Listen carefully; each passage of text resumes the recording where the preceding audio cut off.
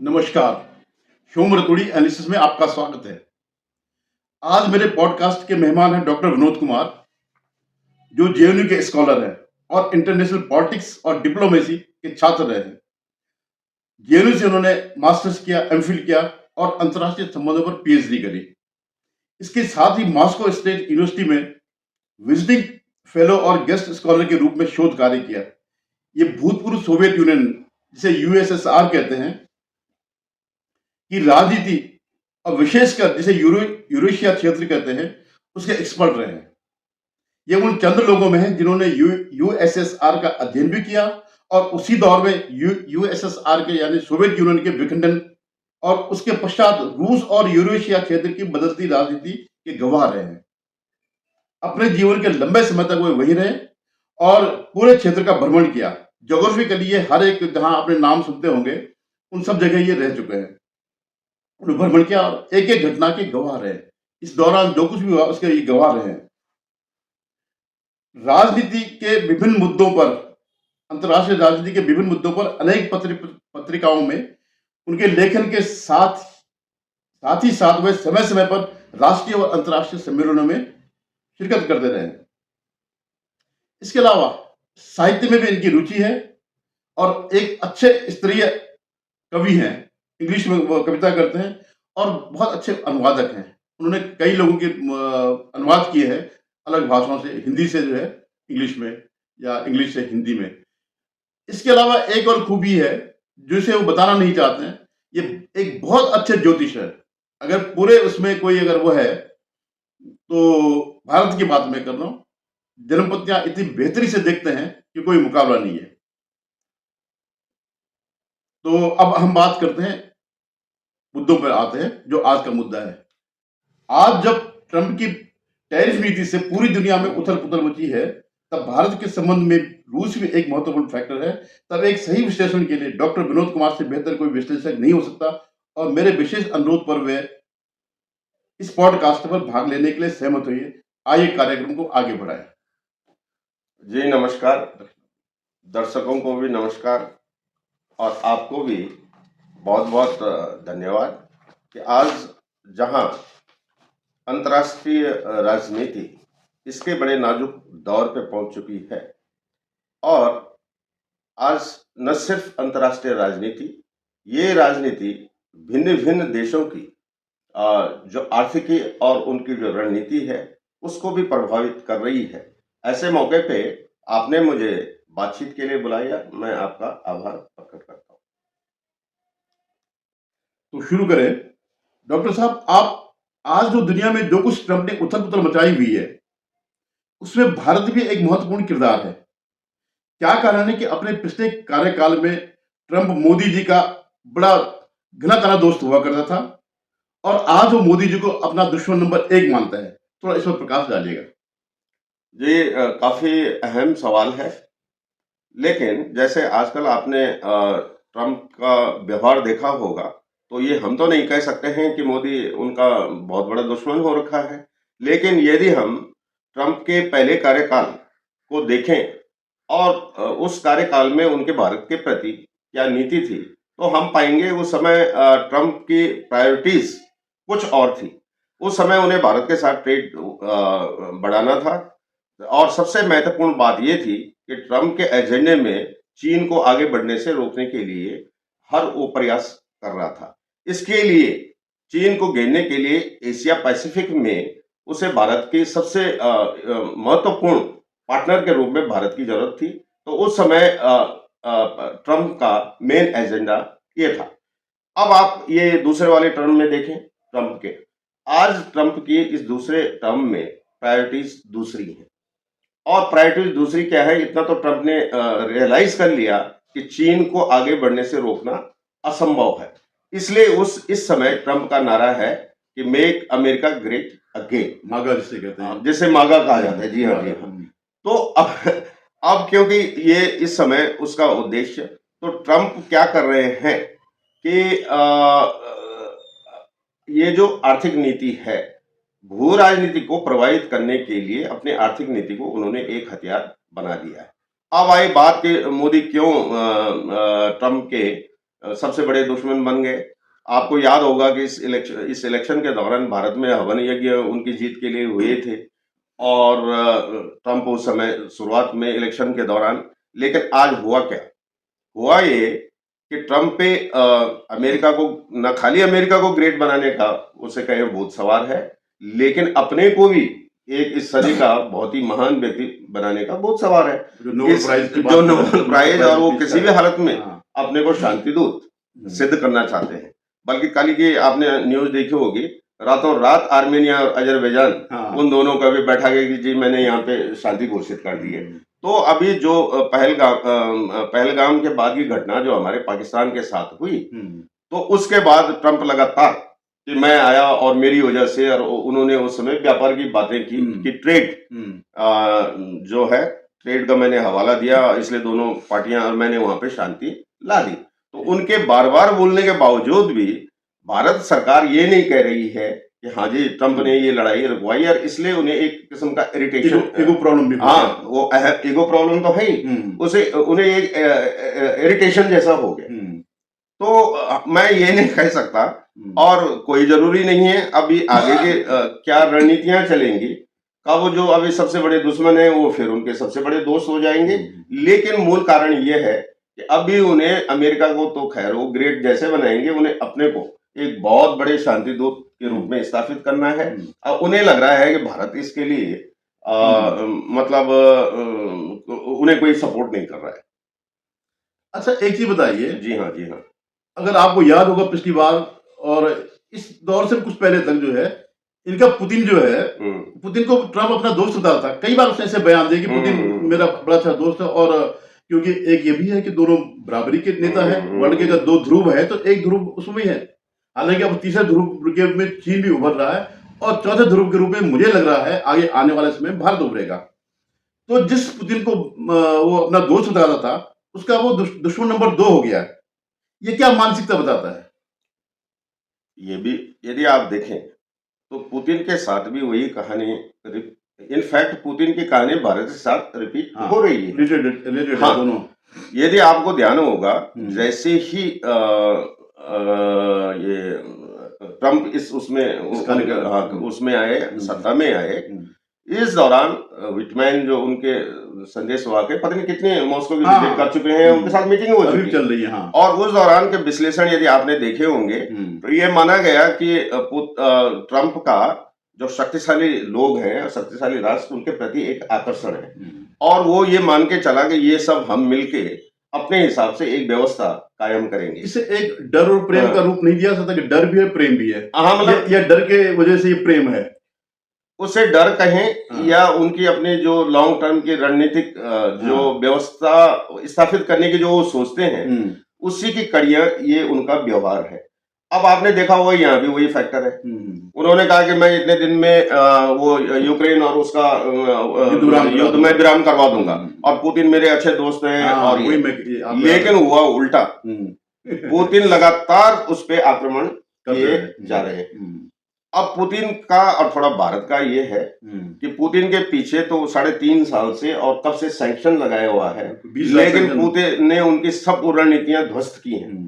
तो वहां भी वही है, यदि पुतिन को दिन वहां बमबारी करना बंद कर देते तो ये बोलते कि हाँ वहां भी मैंने शांति स्थापित कर दी। शायद उसके पीछे भारत में एक कारण है। अगर पुतिन रूस जो है कोलैप्स अगर नहीं हो रहा है, तो जो भारत का जो ट्रेड चल रहा है, वो ये भी एक कारण है कि उसकी अर्थव्यवस्था को मजबूती मिल रही है, शायद वो भारत और चीन। बिल्कुल आप सही कह रहे हैं। तो अभी हो क्या रहा कि पुतिन के ऊपर जो उनका फ्रस्ट्रेशन है, वो भारत या मोदी के ऊपर निकल रहा है।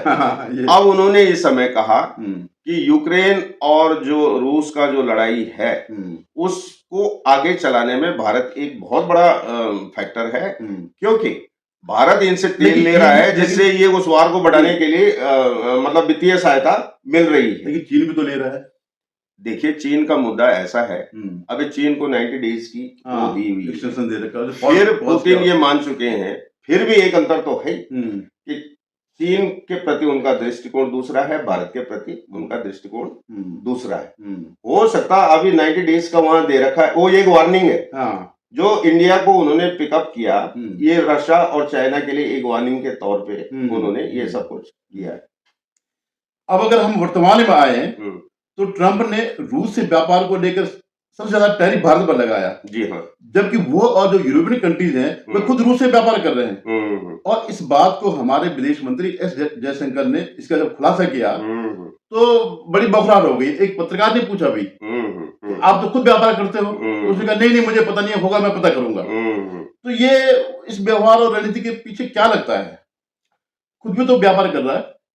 यही नहीं, हम्म, अभी शायद हमारे विदेश मंत्री जयशंकर उन्होंने इस बात का हवाला दिया हाँ हाँ वही मैं कि कह रहा जब इंडिया वहां से तेल ले रहा था, हूं। ये क्रूड ऑयल हम्म, रशिया से, हम्म, तो अमेरिका ने ही सपोर्ट किया। हाँ ये वो भी- इसलिए सपोर्ट किया हाँ, कि जिससे ये प्राइस बैलेंस जो तेल का है बना रहे, एकदम पे वो क्योंकि जो क्रूड ऑयल इंडिया वहां से ले रहा है उसको वो यूरोपियन कंट्रीज भी खरीद रहे हैं उसे, तो उनकी एक मूक सहमति इसमें रही है। हाँ ये सुना। तो ये कोई मुद्दे असली वो नहीं है, लेकिन अभी घुमा फिरा के जो इंडिया पे जो टैरिफ लगे हैं वो टैरिफ ये पुतिन के ऊपर एक दबाव बनाने के लिए, क्योंकि आप भी जानते होंगे ये सब बोलने वाली बातें हैं कि एक दिन में वहां शांति व्यवस्था हो जाएगी, पॉज जिसे कहते हैं कि हाँ कुछ दिन की लड़ाई है, क्योंकि इतना खून खराबा हो चुका है, ये अभी और आगे सेटल होगा कभी। लेकिन जो ट्रम्प का अभी का इरादा है पूरी दुनिया माने कि हाँ भाई ये है, और वो एक आज अंतर्राष्ट्रीय व्यवस्था को गवर्न करने के एक बहुत ही महान फैक्टर है। वो फैक्टर फिर मतलब उसमें ये चीजें हैं साथ में जो है। ये चीजें साथ में है। अच्छा मैं सीधे से एक मुख्य मुद्दे पर आता हूँ। जिस तरह से ट्रम्प भारत के उत्पादों पर टैरिफ लगा रहा है उससे निश्चित रूप से भारत के निर्यात को धक्का लगेगा। तो भारत किस तरह से इससे निपटेगा, इस परिस्थिति से किस तरह निपटेगा? देखिए ऐसा है कि इसके बहुत सारे एस्पेक्ट हैं कि ये तो निश्चित है इन टैरिफ से यदि वाकई ये लागू रही तो भारत, जबकि हम सोच रहे थे हमारी जीडीपी बढ़ेगी, इसमें कम से कम 1% जीडीपी की जीडीपी में कमी आएगी। लेकिन जो इन समय मैं बता रहा हूँ मोदी ने जो वो मोदी जो इनके इंडस्ट्रियल वो हैं तो उन्होंने अनुमान लगा 0.1 से 0.2% का फर्क पड़ेगा, कोई बहुत ज्यादा फर्क नहीं पड़ेगा। हाँ मतलब वही 0.1 0.2 या 1% नहीं 1% मैक्सिमम, मतलब मैक्सिमम अगर हुआ तो 1% हो गया। हाँ तो जिसे शॉक, जैसे कई बार कई कंट्रीज में इकोनॉमिक ऐसे एक्शन लिए जाते हैं या मंदी के टाइम पे कई बार हुआ, इसे शॉक थेरेपी कहें। तो एक तो ये है कि इंडिया इसे सहन कर जाए, इस शॉक थेरेपी उबर आएगा, फिर वो हो मतलब सामान्य हो जाएगा। नंबर 2 ये है कि ऐसा नहीं है कि सरकार हाथ पे हाथ धरे बैठी हुई है। इसके ऊपर डिस्कशन चल रहा है किस क्षेत्र में कहाँ बढ़ावा देना है, सब्सिडीज वो देंगे, प्रोत्साहन इनको देंगे। इसके साथ जैसे हम ग्लोबल साउथ के लीडर या वो बनने जा रहे हैं तो नए नए मार्केट ढूंढे जाएंगे। अब जब यूरोप हमसे वो ले सकता है क्या हमसे तेल ले सकता है तो क्यों नहीं और प्रोडक्ट ले सकता है। और मजे की बात यह है कि इतने सैंक्शन रसा पे होने के बावजूद 20,000 सैंक्शन बता रहे हैं। हाँ 20,000 खुद अमेरिका इस दौरान और यूरोपीय यूनियन है रूस से यूरेनियम, पैलेडियम और ये उर्वरक होते हैं, इनकी खरीदारी उनकी जा रही है। हाँ तो ये आज जो बोला जा रहा है ये कोई वो लकीर नहीं है ब्रह्म वाक्य की, ऐसा हो गया है कि नहीं। नंबर 2 सबसे बड़ी बात क्या हो रही है कि वो चाहता है कि इंडिया जो dairy products and agriculture product, उसमें तो खैर कोई नो कंप्रोमाइज है ही नहीं, उसमें तो कोई मतलब नहीं। अब आपने देखा होगा कि भारत में पहले ही किसान आंदोलन और विपक्ष ने कितना बड़ा हथियार, नहीं वैसे तो ये बहुत बड़ा सेंसिटिव इशू है। सेंसिटिव के अलावा ये भी है कि भारतीय इकोनॉमी उस पर डिपेंड है भाई। 45% हमारे जो लोग हैं उनका रोजगार कारोबार एग्रीकल्चर और डेयरी, जबकि ये डेयरी प्रोडक्ट ये वर्ल्ड में हम बहुत बड़ा उत्पादन होता है यहाँ, और हम खुद नए मार्केट ढूंढ रहे थे कि हम यहाँ से एक्सपोर्ट करें। तो इसका तो सवाल ही पैदा नहीं होता। मोदी जी ने अभी कहा भी है कि इसकी मुझे कीमत चुकानी पड़ेगी, लेकिन मैं यहाँ पे चाहे कुछ होगा मैं इस पे कंप्रोमाइज नहीं करूंगा। और मैं ये नहीं कह रहा हूँ कि विपक्ष क्या कहेगा, भाई हमारी इकोनॉमी उन पे डिपेंड है। बिल्कुल हम लोग किस तरह छोटे छोटे, उनका तो बड़े बड़े फार्म है, तो इसमें तो कॉम्प्रोमाइज होने का मतलब अगर आपने किसी ने भी किया, मतलब मोदी के अलावा कोई XYZ कोई भी हो, तो वो डेथ वारंट पे जो है साइन कर लिया, समझ लीजिएगा। बिल्कुल। अच्छा, अभी आपने एक बात करी कि भारत जो है ग्लोबल साउथ के लीडर के रूप में उभर रहा है, या ऐसी कोई संभावना है, तो क्या लगता है कि एक वर्ल्ड ऑर्डर चेंज हो सकता है क्या इन सब चीजों को देख करके? हाँ, ये यहाँ पे एक अहम सवाल है, क्योंकि आपने ये जो कुछ भी घटनाएं हो रही हैं, बेसिकली अभी जो दिस इंटरनेशनल ग्लोबल जो सिस्टम है, इट्स पासिंग थ्रू ये एक ट्रांजिशन वाला फेज है, और ट्रांजिशन वाले फेज में जितनी ऊपर ये अप्स एंड डाउन्स आते हैं, वो सब कुछ झेलना है। और एक न एक दिन ये तब तक होगा जब तक ये जो एग्जिस्टिंग, हाँ, जो ये वो है एग्जिस्टिंग जो इंटरनेशनल ऑर्डर है, ये जब तक चेंज नहीं हुआ, और ये हो गई ही। अब मैं आपको एक चीज बता रहा हूँ, यदि चाइना के साथ और रशिया के साथ, RIC जिसे कहते हैं, हाँ, वो तो इंडिया का है ही, उसे वो फिर रिवाइव कर रहे हैं, RIC। लेकिन मैं इसकी बात कर रहा हूँ ट्रम्प की। यदि समझौते हो जाते हैं, इट मीन्स कि वो इनडायरेक्टली इस बात पे एग्री होता है, एक बहुध्रुवीय व्यवस्था के लिए एग्री, मल्टीपोलर जो सिस्टम है उसके लिए वो एग्री होता है। तो जैसे आपने देखा होगा कि जब भूकंप आता है, भूकंप तो एक दिन आ गया, आफ्टर शॉक्स, लेकिन उसके बाद वो ट्रेमर्स जो आते रहते हैं वो काफी समय तक, और जब तक वो जो रॉक्स फिक्स नहीं हुआ, तब तक ये चलता रहेगा। इसको आप वैसे ही समझिए। क्योंकि मैं देखता हूँ कि कई बार जैसे पूरे वर्ल्ड में रिसेशन आया 90 के आसपास, मैंने देखा कि जो आया, भारत में उसका फर्क नहीं पड़ा, क्योंकि भारत की इकोनॉमी मेनली जो है एग्रीकल्चर या जो ग्रामीण अर्थव्यवस्था है, उसने इसको नहीं डूबने दिया। अदरवाइज उस समय तो अमेरिका के कितने ही बैंकरप्ट हो गए थे, पूरे उसमें होता। तो वो अगर वो कर सकता है तो कुछ हद तक ये वाले वो भी जो है संभावना इस बात की। बिल्कुल आप सही कह रहे हैं। कितना भी आपने देखे होंगे रिसेशन के कितने फेज आए वर्ल्ड में, लेकिन भारत में इसलिए नहीं, जो हमारा पारंपरिक रहने का जो तरीका है, तो सर्वाइवल के हमारे कई रिसोर्सेज है कि नहीं। ठीक है, ज्यादा फैशनेबल या इम्पोर्टेड चीजें और ये नहीं ली, और वैसे भी कितने लोग इसका वो करते हैं, जो 10% यहाँ की बहुत ही प्रोस्पेरस जो क्लास है आज, ये सब, तो इंडिया के पास उसकी कैपेसिटी है ये सब झेलने। तो शायद मोदी जी भी तब तक ये देखते हैं आगे, अब कब इनका मूड, तो ये अभी चलता रहेगा।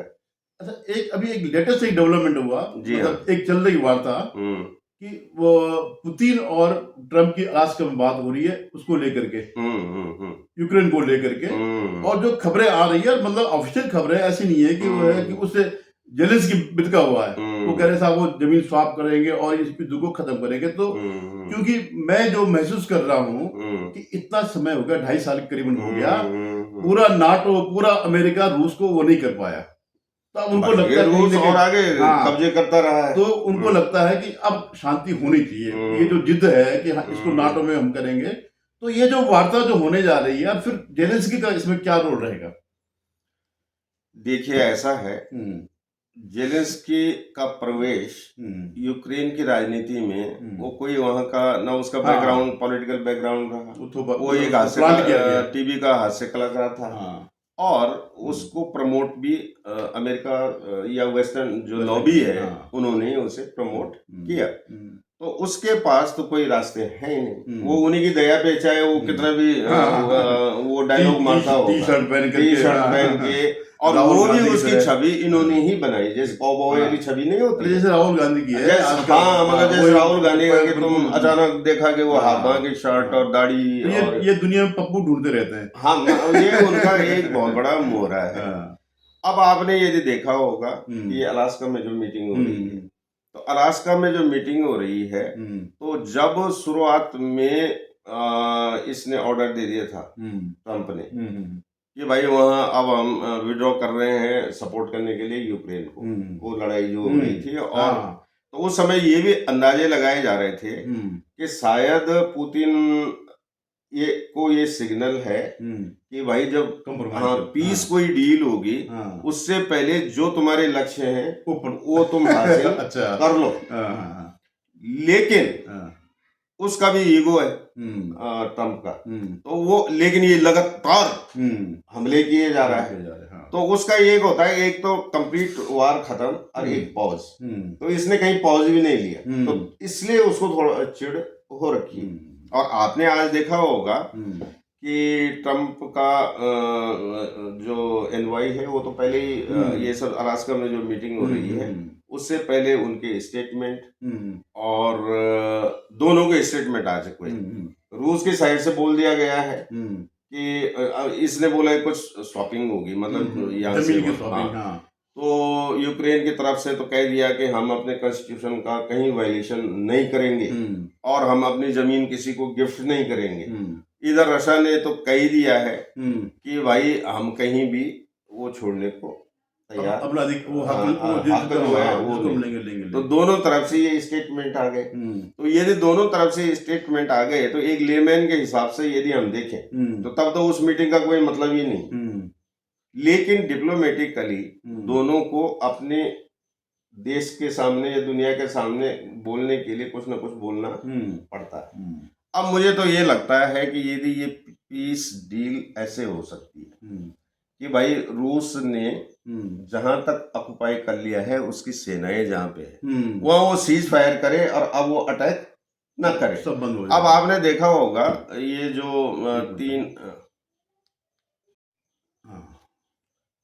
जो तीन चार जो रीजन जो अभी उसने कब्जे में है, जहां बढ़त ली है उसने, तो वो कंप्लीट उनके अंडर में नहीं। हाँ बिल्कुल पूरा है कि नहीं। हम तो दुनिया में न्यूज चल रही है कि इसने वो क्या है वो डोनेस्क और ये लियांस्क और खार्किव ये सब। तो अब एक स्वरूप वो भी हो सकता है कि हाँ जी हमने सीज फायर कर दिया है और हम आगे उन रीजन के आगे की जो टेरिटरी बची हुई है वो स्वाब इनके लिए मतलब सीज फायर हमने दे दिया वापस। अब ट्रम्प का टेम्परामेंट ऐसा है, कुछ भी हो सकता है। ऐसा दुनिया में कभी हुआ कि वहां व्हाइट हाउस में इसको इतनी बेइज्जत करके भेजा गया और फिर वो उसका खास आदमी हो गए। तो जो ये कर सकता है वो, यदि ट्रम्प ये मान के चल रहा है कि यार वाकई ये डील ऐसे होनी चाहिए और जेलेंस्की यदि अड़ा रहा तो उसको कान पकड़ के वहां की राजनीति से बाहर भी बिठाया। मोरे ये है जैसे जब मोरे मोहम्मद यूसुफ जो बिठाया हुआ है। हाँ बिल्कुल। तो इस बारे में और मीटिंग तो हो ही रही है, लेकिन जो हम अंदाजे जो लगा रहे हैं ये कुछ भी स्वरूप ले सकता है। धन्यवाद डॉक्टर साहब, आपने टाइम दिया और अब अच्छा रिस्पॉन्स मिलेगा तो हम आगे भी पॉडकास्ट करते रहेंगे। इंटरनेशनल राजनीति में आपसे बेहतर कोई हो नहीं सकता। धन्यवाद। खैर ये तो अब आप खुद या दर्शक लोग नहीं वो देखें। और क्या है, आज तो पहला आपका पहला इंटरव्यू था, तो देखें भविष्य में आप और सेंसिटिव मुद्दे उठाएं तो मुझे विचार प्रकट करने का मौका मिलेगा। मैं आपको बहुत बहुत धन्यवाद देता हूं और जो दर्शक भी हैं उनको मैं अपनी शुभकामनाएं और मेरे जो थॉट्स हैं, जो हमारी जो बातचीत हुई, मैं उम्मीद करता हूं वो खुद भी शेयर करेंगे और अपने जो वो हैं उनसे भी शेयर करेंगे। बहुत बहुत शुक्रिया। धन्यवाद।